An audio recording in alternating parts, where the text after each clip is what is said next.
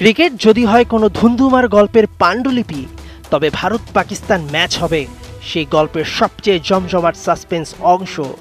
রাজনৈতিক কি সামাজিক নানা কারণে এরা এক দেশ থেকে আর এক দেশে খেলতে যায় না, তাই আইসিসির বৈশ্বিক ইভেন্টেই কেবল দেখা হয় দুই দলের।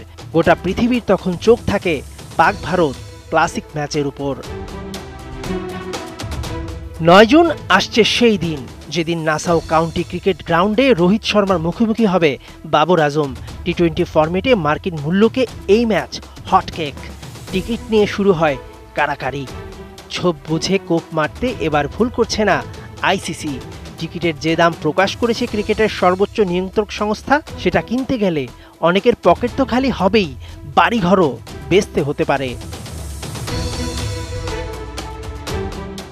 আইসিসির ওয়েবসাইট অনুযায়ী 3টি ক্যাটাগরিতে বিক্রি হবে ticket: diamond club, premier club lounge এবং কর্নার ক্লাব।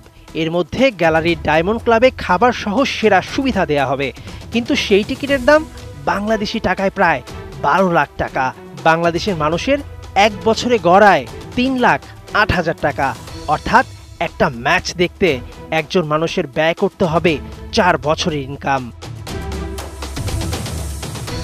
এরপর আছে কর্নার ক্লাব, যেখানে সমর্থকদের জন্য থাকবে একটি এক্সক্লুসিভ বার, বুফে এবং ম্যাচের ব্যতিক্রমী দৃশ্য দেখার সুযোগ, যার দাম 3,23,000 টাকা, অর্থাৎ ম্যাচ দেখতে একজন মানুষের ব্যয় করতে হবে 1 বছরেরও বেশি ইনকাম। সবশেষ প্রিমিয়াম ক্লাব লাউঞ্জের টিকিটের মূল্য ধরা হয়েছে 2,94,000 টাকা। 34,000 আসন সংখ্যার নাসাউ কাউন্টি ক্রিকেট স্টেডিয়ামে এত টাকা দিয়ে কজনই বা খেলা দেখতে যাবে, এমন প্রশ্ন উঠতেই পারে। তাদের আইসিসি সাফ জানিয়ে দিয়েছে প্রয়োজনে আসন খালি যাবে, তবুও ওই সোনার হরিণ কম দামে ছাড়া হবে না। ইতোমধ্যে 9 জুন নাসাউ স্টেডিয়ামে আইএস জঙ্গি হামলার হুমকি দিয়েছে। নাকি রিস্ক কমাতে টিকিটের দাম বাড়িয়ে মানুষকে খেলা দেখতে আসতে নিরুৎসাহিত করতে আইসিসি বেছে নিল এমন টেকনিক।